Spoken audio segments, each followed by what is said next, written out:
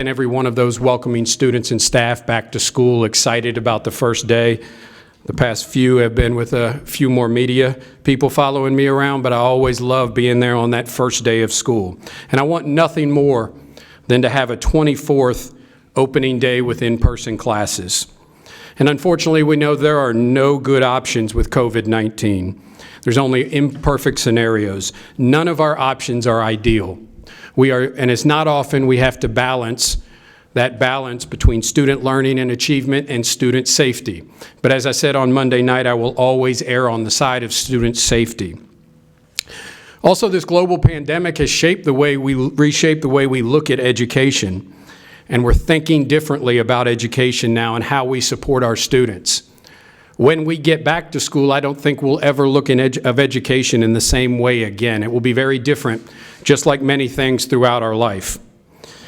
As of a few weeks ago, our team had prepared a back-to-school plan, which essentially was in-person instruction for all families that wanted that, while also providing virtual option of virtual academy for families.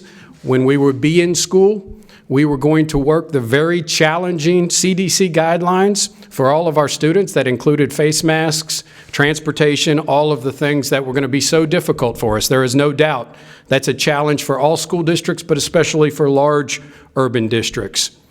Since the very beginning, we've also known that returning to NTI at some point during the 2020-2021 school year was very likely. We had heard a lot about a second wave that may occur in the late fall or the winter. We felt at this time back in May that in July, numbers would subside greatly. Unfortunately, that hasn't happened. And as you know, numbers have actually been on the rise in our community and on our nation and across the state. And it now appears we have to use NTI much sooner than I anticipated or my team anticipated. This decision is difficult. It really is. But when I stop and think about what's the safest option for our community, our staff and our students, the decision is clear. So I am in alignment with our board members who talked about this yesterday. There are still so many unknowns with this virus right now for both children and for adults. And new information seems to be coming out every day about this.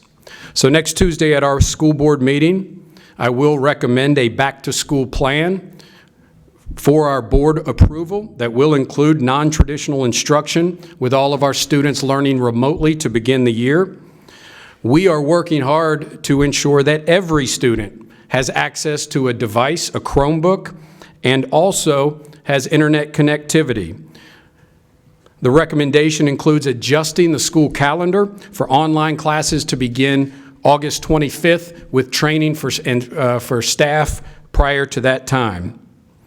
When we look at safety and health of our students and staff, the risk is just too great right now to come back for in-person instruction. So I've been a part of a school community where we lost a staff member. I've been a part of a school community where we have unfortunately lost students. Many times that's happened in my 25-year career. I can tell you this, there is nothing more devastating to a school community than that. Ask any educator who has had to go through that in their school community. Therefore, I will always err on the side of student and staff safety. I'm just right now not willing to expose our students and staff to COVID-19 and all the things that may come with that, including long-term risks. And most importantly, I'm unwilling to have someone risk losing their life. I will recommend that we continue NTI for the first 6 weeks of the school year. At the end of September, we will review the number of cases, the trends in the state. We'll consult with state and health officials and determine if it's safe to return to in-person instruction. And at that time, we may have a hybrid model once again, or we may phase in our students at the end of that 6-week period if it's safe. NTI will be different, and we will continue to look at remote learning through an equity lens, which is so important. In the last week, dozens of urban school districts across America, like Atlanta, Nashville, Houston, Richmond, and many others have all made this same decision for the sake of safety for their health, for the health and safety of their students and staff. And I do predict many more will follow in the weeks to come. So I do know this will be a challenge for our families. We understand that. We are working with our community partners and our schools to make sure that we assist and support students with instruction throughout this time. And there is nothing I would rather see more than students in classrooms, teachers building relationships with students at this time. But once again, it's too difficult to risk the lives of our students and our staff for that at this point. While this is not the path I wanted to take, or the path I thought we would take 4 weeks ago. 4 weeks ago, I thought we would be back in school. This is our current reality. And even though this 24th opening day for me is going to look very different than any other, and for all of our educators, we know kids can achieve. We've got to be more creative, more innovative in our instruction. We've got to have better NTI than we did in the spring. We're proud of what we did, but we know it's got to be much better. And I always say this, all challenges lead to opportunities. From this challenge, I believe we will change the way students learn, the way staff provide interventions and supports for kids. I think we will come out of the other side of this with every student having a device and every one of our families having connectivity for their students and being able to provide instruction and intervention in better ways than ever before. So this is the strength of our community, our JCPS community. They stepped up in the spring, and I feel and I know we're going to step up again in the fall. And this is a time I know we can all come together with a common goal of helping students. This is going to be beyond JCPS, require community support as well. This is what we need to do for our students today to make sure that they are healthy and safe, and our staff as well.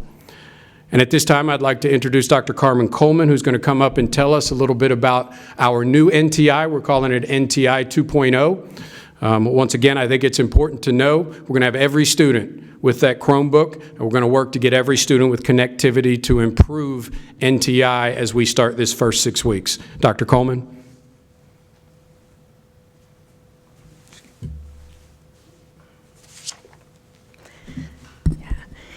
Thank you. The most important thing we want our families to know is that this version of NTI, although we are so proud of what we were able to do in the spring, will look different than it did. While we did have great success, we know that we can do more. With the time we have right now, we are building a more robust program that will incorporate new instruction and more meaningful experiences for students in pre-K through 12th grade. We are also looking at providing NTI to-go kits for all students that include school supplies and other items to help support equity. Our teachers are ready. NTI 2.0 will have more live and recorded instruction, much like a traditional in-person classroom experience, more opportunities for interaction with classmates and teachers, and more guided coursework that will be individualized to meet the needs of our learners. Parents can also expect frequent communication from their child's school and teacher. It is not our intent to have students in front of a computer for 6 hours a day. But when they are engaged with this virtual learning experience, there will be online field trips, along with opportunities to take what they learn during NTI and apply it to hands-on projects that are offline. Our approach to NTI will be more streamlined. The goal is to have consistent platforms in place for ease of understanding and a format that students will be familiar with. We want this to be a different experience for parents as well. Parents will be getting information about orientation opportunities to learn more about navigating online learning. Your child's school will be providing more information about this in August. Thank you to our parents who provided feedback and answered our survey about NTI at the beginning of the summer. We had about 17,000 responses, and we have listened. We believe this will be an experience that will meet your child's needs. Dr. Pollio.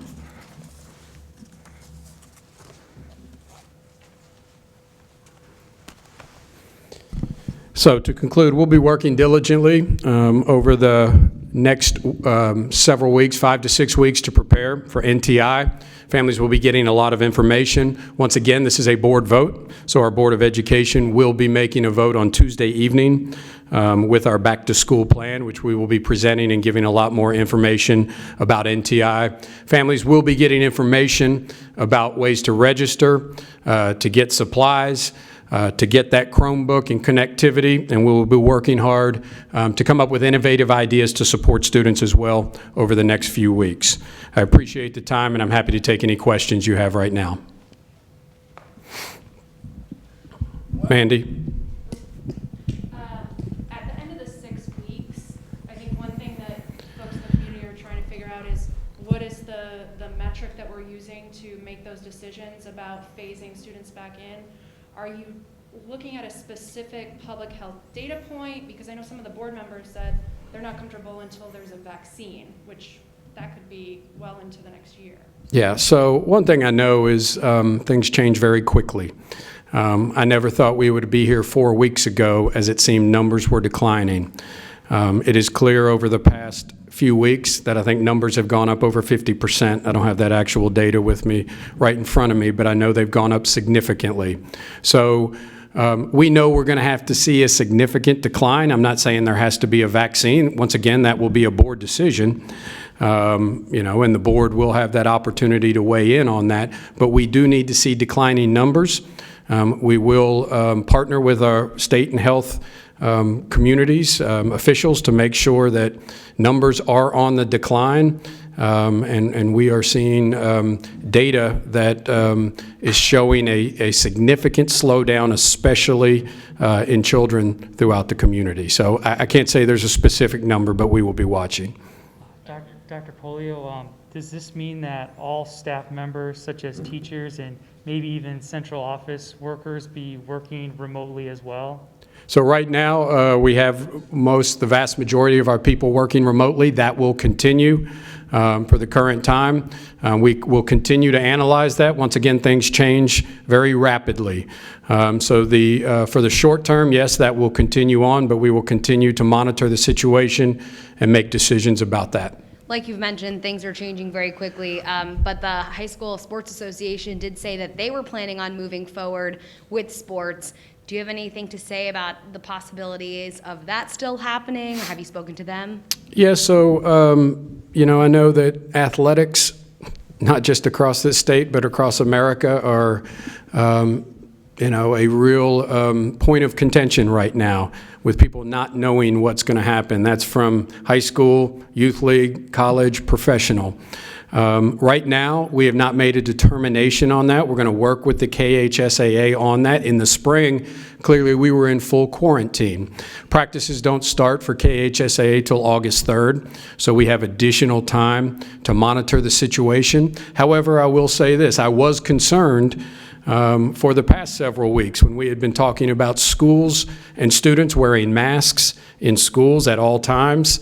And then after school going to an athletic event or a practice where masks weren't required. So that was a concern of mine from the very beginning.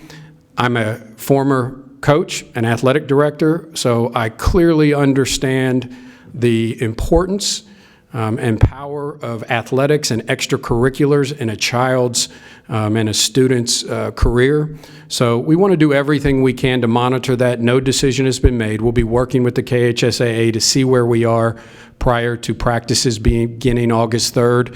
But once again, my prediction is there will be other districts that will follow this. Can you talk about how many devices JCPS has and how many you still need to get one device to every student, and then also talk about connectivity? Sure. And we're going to ask the community to support us with this. I want to say once again, first of all, connectivity. We've been asked that JCPS bridge that gap. I can't say this enough. This is a community-wide issue. We can provide hotspots to kids that increase connectivity, but that's a short-term solution to the digital divide. If anyone looks at a map in this community, a heat map, where we have households who don't have reliable access to high-speed internet. It's very clear there's a digital divide in this community and for a lot of our students, and we have to do that. So first of all, we had 20,000 Chromebooks that we passed out in the spring. We allowed students to keep those in the summer. We're going to allow them, obviously, to keep them in the fall, so that's 20,000. With our CARES funding, we ordered 30,000 more. Those will be coming in shortly. Those 30,000 will be passed out to students. We have approximately another 20,000 in schools. So at this point, we think that we have the ability to meet the need for all students that need a Chromebook to have one. One of the issues with what's called synchronous instruction in the spring, which means kids logging on with a live class, if there's multiple kids in a household, it's very challenging for 3 children to be on, it's impossible to be on the same computer at the same time. So we want to bridge that gap. Right now we have about 11,000 hotspots that we'll be providing to families. Obviously that will only be 1 per household, but we will be working to get those out and monitoring to see if we need to get more after that. So we are being very assertive about making sure we meet the needs of our kids with Chromebooks and connectivity. Speak about, I understand with NTI 2.0 is supposed to be an improved version of what was given out in the spring. Speak about maybe some prime examples of what is going to be different with this new NTI. Sure. Good question. And I suppose everyone's getting the question, so I don't have to repeat them, hopefully. So improvements on NTI. First of all, we know participation rate in the spring was a measure by the Kentucky Department of Education, which meant 1 contact per week. We were very proud of our numbers, especially where it compared to many other districts in the state, facing the many challenges that we have. So every week, but the very last one was in the mid-90s, I believe. And so that participation rate was positive, but we also know that moving into this, we want more of a daily participation rate. So we will be looking to have daily contact with teachers and students and be tracking that as well. You know, these fancy words about synchronous and asynchronous instruction, or whether it's live and in person, so I don't necessarily want to get into those educationese words here, but we do want to have, with all of our students having a Chromebook and connectivity, more FaceTime between our teachers and students. And we want to use those devices and connectivity to provide better services for our special education students and our English language learners. Finally, we are looking at grading. We will have some increased accountability with this, but we still want it to be mastery-based, where we provide students always the opportunity to regain things that they might not have gotten during NTI. There are a lot of parents who are battling with the fact of wanting to keep their children safe, but also having to get back to work and not having the ability to stay at home with their kids. 4 weeks ago, they thought they had the option and were probably planning for that. What do you have to say to parents today who are worried? You know, maybe they respect the fact that they want their kids safe, but are freaking out that they're not going to have a paycheck to support their kids. Yeah, I understand that, and I'm a parent too, and face many of those same challenges as well. So I understand those challenges, and I think they are challenges that are being grappled with in every community across America, especially our large cities, the cities I listed for you, Atlanta, Nashville, Houston. I think today all of the counties around Atlanta, Georgia, at least most of them, Fulton, Cobb, all took the same step as well. So this is something that is happening across America, Los Angeles, San Diego, a community in Indianapolis. And it's a tough time to be a superintendent, it really is, and an educator, because we are having to balance out these tough decisions, which are, yes, families have to get back to work, we know that. You know, we face the challenge of the economy as well. Student achievement is front and center with us. But in the end, as I said, you know, I've heard a lot about, you know, teacher safety. We have, as has been well documented, thousands of employees who have some type of pre-existing condition. And I think it's been documented. I think the Courier had a headline that said, these workers feel that returning to work is life or death. We have thousands of students who have pre-existing conditions. So the weight of possibly having an employee or even a student die as a result of a decision, it makes it very difficult to not err on the side of safety when we are making these decisions. We've talked and heard from parents that after the spring were concerned that their child may be behind because of NTI and just not being able to be in the classroom with a teacher. How can you provide some confidence to parents maybe that their children, will get the education that they really need? Yeah, well, first let me say this. I've said this in the spring, and I'll say it again. Nothing replaces quality face-to-face instruction. I mean, we can't hide behind that. Nothing replaces that, and that's why we're taking every step possible to have our children back in class, and we know how important that is. So first of all, as I said, I think we had success in the spring with NTI, but if we repeated the same thing, it would not be successful. So we have to be much better at providing support and services. We are looking to find ways where we can have voluntary supports for kids at school if we can get them there in a safe manner. We are looking at having community services, community organizations who are willing to help and support. I think this needs to be community-wide where we do this. And then the second part of that, I'm going to say this is a national crisis. It's a national crisis in many ways, but it also is in education as well. This will not be something that is fixed overnight.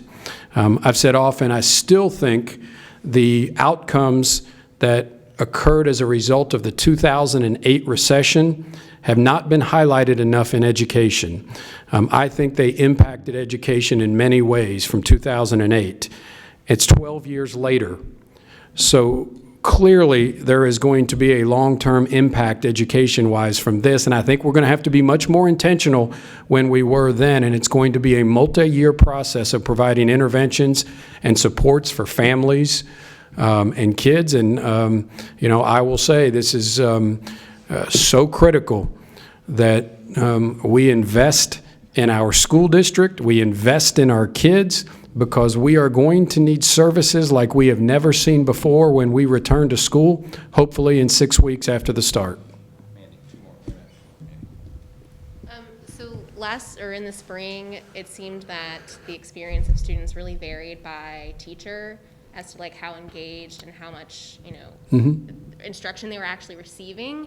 How will you hold teachers accountable and give them the resources they need to make sure that students are actually being engaged in an equitable way, across the board? Yeah, well, I mean, that's an issue in every classroom across America, whether we're in NTI or whether we're in regular instruction, is making sure that every classroom, the quality instruction that goes on. And I will say this, I mean, we went into it very quickly.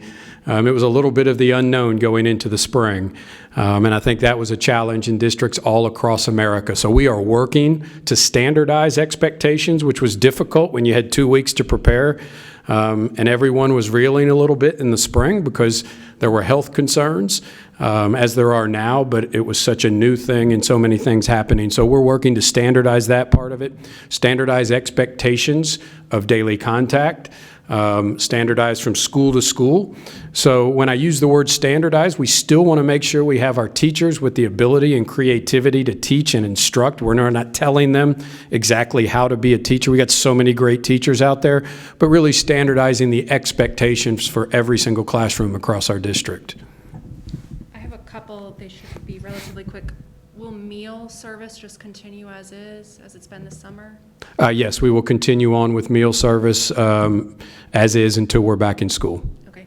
And then there's a lot of, in the weeds questions that parents have on their mind, from sports to will there be music class?